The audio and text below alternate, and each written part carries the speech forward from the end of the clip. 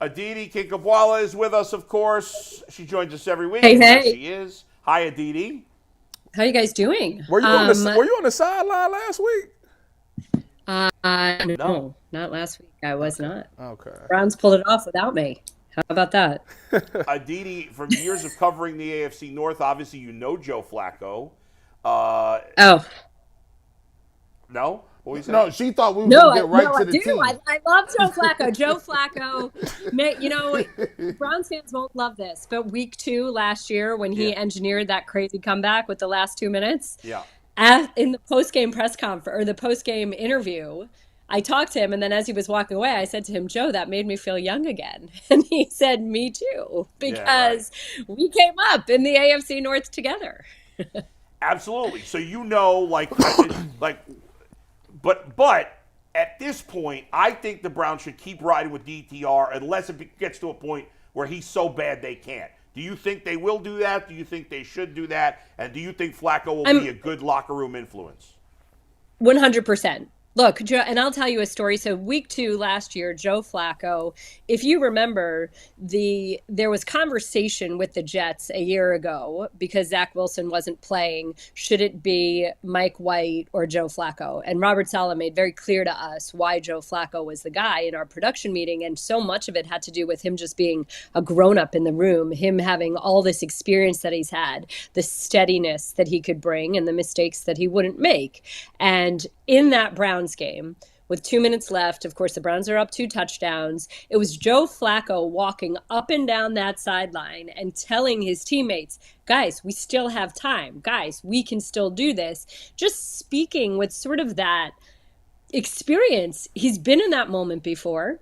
And guess what he did? You all know what he did. Sorry, I don't mean to drive that stake in you, but this is someone that has a lot of experience. This is someone that's basically seen every single defense. This is someone that's been a pro for a long, long time and knows how to be a pro. And DTR is a wonderful, humble young man who just 3 months ago, was telling us that he didn't even know where the Browns locker room was until that first preseason game. So having a strong veteran voice in the room, in addition to Deshaun Watson, who obviously has been available to DTR as he can be, he's got that surgery and rehab coming up, I think is very, very valuable. And I agree with you.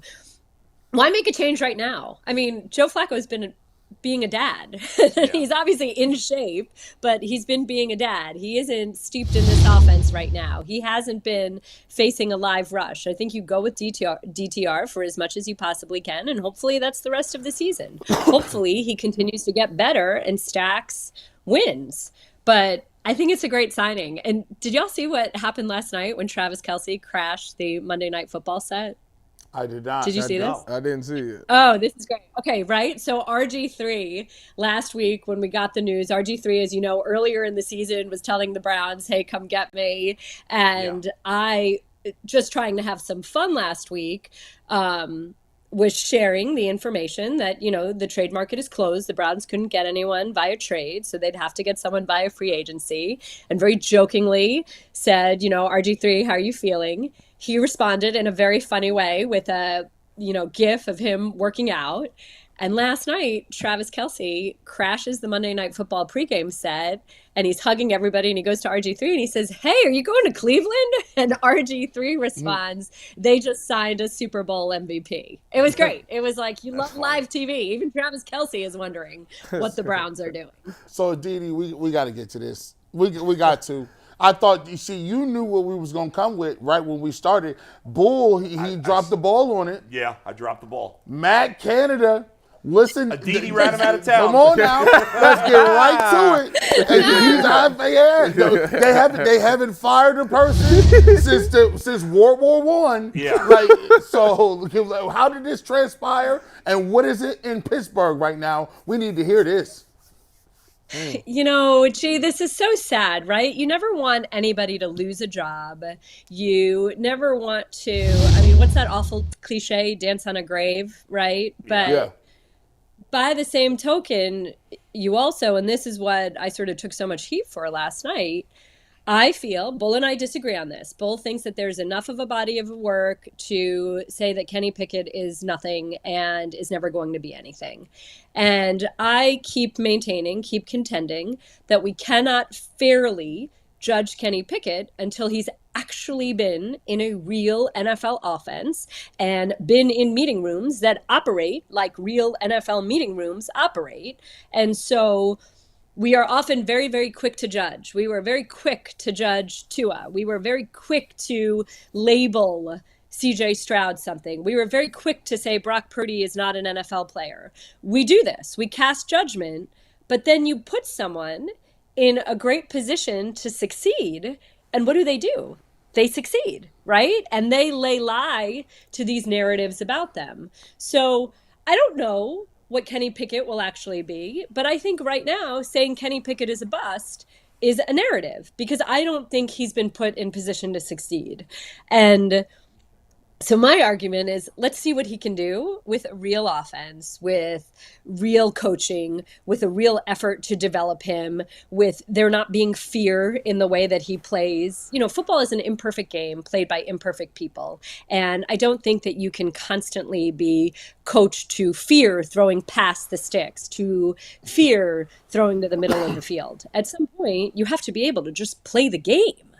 And again, I don't know that this is an ideal situation, right? Because the Steelers are going with essentially two offensive coordinators. They're going to have one guy, as of now, one guy kind of set up the offense and meet with the media, and another guy be the play caller. We saw what happened in Miami when Tua in his rookie year had two offensive coordinators. So, you know, who knows? But I do think that certainly we should see something more out of the Steelers offense. And I think the feeling in the city, in the building, not I think, I know, the feeling amongst the fan base and in that building right now is, okay, here's a chance at a fresh start. And maybe this can be done in the way that an NFL offense should be operating. I mean, we'll see. But we'll see, right? Because, again, I don't know that Kenny is a future Super Bowl champion. I just don't know that he's a bust either. I'm unwilling to write him off right now. Let me make a quick clarification before Tyvus asks the next question. I actually agree with you that it is too soon to write him off. My point about Kenny Pickett is I never thought he was going to be good. So I'm not surprised he's not, and I don't think he will be. But I agree with your premise that he needs, if you believed in him at some point, then it's not enough time. I do agree with that. Because if I liked Kenny Pickett coming in and thought he was going to be good, I would agree with you. You need more time. So just because I don't think he's going to be good doesn't mean I'll change my opinion about how long a guy needs to prove one way or the other. So I agree with you. It's not proven yet.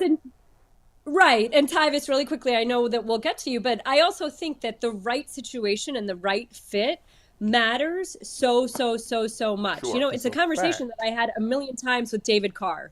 Does David Carr have a different career if he doesn't start in Houston behind that offensive line where he gets completely destroyed? Probably. I think that there are certain players like a Patrick Mahomes, and maybe CJ Stroud is one of these players too. I think he's proving us that too, that Patrick Mahomes is going to be great wherever he is, but you could argue that he has been greater because of working with Andy Reid. I mean, Patrick Mahomes' own father said that he was helped by spending that first year kind of as Alex Smith's understudy. I think everything in the environment around us affects who we are and who we can be. Trevor Lawrence under Urban Meyer was different than Trevor Lawrence under Doug Peterson. That's just the nature of the world we live in. We've all had good bosses, good editors, good producers, whatever it is, that believed in us, and ones that maybe didn't set us up to succeed. So the point here is let's recognize good coaching for what good coaching is. Well, Aditi, Kenny Pickett need to get it together because I got George Pickens on my team, and I need him to really go off. I'm going up against McNuggets this week, and it's a really big week. But that's neither here nor there. The Browns right now are in a four-way tie for second place in the AFC. Can you believe that? First of all, and when the dust settles, where do you think they finish in the seeding of the 7 seeds? Or do you think they don't make it? Which would be asinine to think that they wouldn't make it. And, you know, I love the way this defense is playing. I love the way that they run the ball. And I'm having a hard time thinking that they will completely and utterly collapse. Well, especially if you stay on the you can make- sideline, that won't happen. I would like to see players make tough catches for their young quarterback. Adam can speak to my blowing up his phone on Sunday as I sat on my couch about that yes. particular topic. As he's probably. Yes, I I'm would bringing up those texts now. I would like to see some help around that young quarterback. I don't know where exactly they fall, but boy, the Kansas City Chiefs have looked a little vulnerable, haven't they? And they need to get some things in order. And I think, this AFC in general, Tyvis, it's sort of up for grabs, which kind of going back to the Steelers have never made a move like this. The Steelers are loath to make a move like this. People have been screaming for for Matt Canada's head all season long. There was a bye when it seemed like this could be a nice time to make this move, and it didn't happen. You have to wonder how much of the AFC actually being open this year plays into that we're not going to give up. The Steelers' point being, we're not going to give up on the year. We're not just going to cede the year, that maybe there is some development to be done and maybe there is some growth to be had. And you also hope that the other piece of it is we're not going to kill Kenny Pickett's career. It's fascinating. I didn't answer your question, but did you notice I filibustered? We're gonna hold your feet to the fire here. What do you say? Do you think they will pull out the division? The Ravens have a much tougher schedule than the Browns, and if both teams win out, the Browns win the division. Really? On the fourth tiebreaker, yes. Yeah. I really like how Lamar's playing. I think that the Ravens have a very underrated defense. They're not necessarily getting the attention and the splash and all of that the Browns are, which is understandable, obviously. But they're still playing really good defense. I think Lamar is playing as well as I've seen him play. And even though I am saying to you, the Browns still have a path to the playoffs and to winning games in the postseason, a game or two in the postseason, I think that when you get really deep in the season and in the postseason, you do need a quarterback who can win games for you. And I'm more ready or willing right now to say that Lamar is that guy than a rookie DTR who has 2 starts under his belt is. Certainly fair. If you're pressed to ask me right now, I think the Ravens win the division and the Browns make the playoffs.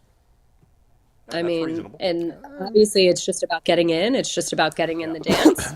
So that should be the most important piece here. But I don't know. It's hard to doubt the Ravens right now. Sorry. Aditi, two-pronged question here. Even though they say in the industry you never ask 2 questions, you only gonna get one half answer. I asked 3 earlier. Do you think the Bengals are finished? And 2, are you starting to worry about Joe Burrow and his long-term health? No, because I think that these are all different things. I hate the injury-prone tag. Right? Like, I just think that sometimes it's fair. Like, think about a guy like JOK who said, you know what, I need to put on just a little bit more weight, not enough to get rid of my speed, but to perhaps create more availability. I love how quickly you do that. But JOK has, I don't know, maybe like 6 or 7 more pounds on him. It's not discernible. It's not that much, but it's enough that he just feels a little bit more sturdy. And okay, now we're not talking about him being so injury prone. I think that you have a series of different injuries, and sometimes that's just really bad luck. And I don't know what Joe Burrow can do differently. It's not like he plays recklessly. It's not like he's hyper lean. Christian McCaffrey is another guy that changed his training to try to stay healthier. It's something that we talked about with him last year and how he was going to Marshall Faulk and saying, okay, what can I do better to stay stronger? I'm not worried about Joe Burrow at the moment. I think this is very bad luck. Are the Bengals done? I think that they probably have the toughest road up ahead of them. And that's just because they don't have the defense that the Steelers or the Browns do. And by that, I mean a game-changing defense that can pull out a game for you. But I mean, it's hard to count them out. There's a lot of veteran players on that team that have won and know how to win. But Joe Burrow is the straw that stirs that drink. So that one's really hard.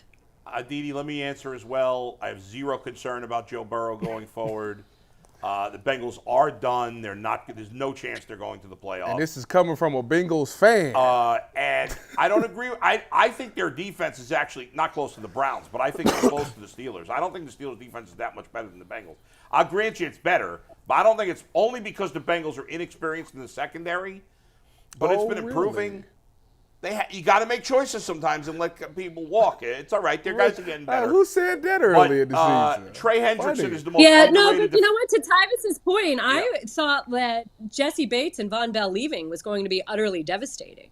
You know, I thought that it would really change that defense tremendously, especially because of the leaders they were too, you know? But I mean, things take time. Young players develop, and Duke Tobin clearly had to make an estimation, as you said, and it worked, a calculation, and it worked for them. You might be right about defense on the whole for 60 minutes.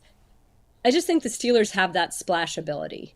You know, you need some big game-changing play from T.J. Watt, and he could do it. You need a touchdown. You need T.J. Watt and Alex Highsmith to somehow connect in some way on a touchdown, and they can do it. You need Minka to pick off some crazy pass, and it can happen. Oh, that's totally random. But, guys, did you see what Jalen Carter did yesterday? Yeah, almost picked that spike. That's crazy. Well, and this is exactly what I'm talking about. Like a player that can take a chance and do something crazy. Yeah. You know, so like a Minka, a TJ, you can see that sort of happening. I don't know that the Bengals have that sort of a guy that can change a game in a moment with one play like that. I disagree. I don't. I think that I might would say be Trey Hendrickson and Logan Wilson are those kind of players. No, because I'm not saying he's as good as T.J. Watt, Trey Hendrickson, but I don't think he's that far off. I think he's the most underrated defensive end in the league. he's not. But enough on the Bengals. I mean- Let's get back. Enough on the Bengals. Well, Tyvus, to your point, you're talking about Bull being a fan. I mean, isn't that what fans are? They are the extremes. Either everything is amazing and I'm sticking my head in the sand, or everything is awful and there is no reason or logic to be seen behind anything that I think. I mean, it is sort of the extremes. Well, no, because I'm a Browns fan, but I'm also a realist. Well, you say I'm not realistic? What am I not realistic about? You just said I Trey think Hendrickson and Logan Wilson Are playmakers. I didn't say it's a difference. I didn't say they're as good. Yeah, as but a TJ playmaker Watt. on the level of a TJ Watt. That's what I'm and saying, Minka Aditi. Fitzpatrick and a Miles Garrett. It's blasphemy. I think Trey Hendrickson is one notch below T.J. Watt and one level below, and I think that's a high enough level to still be a big playmaker. I agree with you. And how many He's not people as are big- in the first level? Are you talking about like 3 guys at level 1 or like a dozen guys at level 1? No. Level 1 is like 3-4 guys. And then level 2 is probably about 8 guys, including Trey Hendrickson. I mean, outside of Myles Garrett, Micah Parsons, T.J. Watt, and maybe, what's his name, Crosby. Nick Bosa. Are you talking about ends? Michael Parsons. I mean, I think Trey Hendrickson is as good as those other guys. As good as the Bosas. Next, crazy? Anyways, Aditi, because he crazy. I'm crazy? Yeah, you are. At least Hendrickson stays on the field. Bosas can't stay on the field. You gonna do that?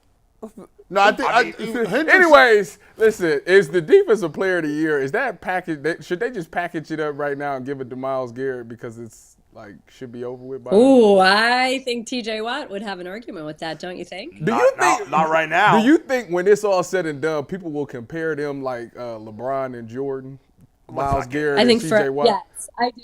I really do. I think that That's how they talk in the about same division. I think the bad blood between the two teams. I think how close they are, 2 hours apart.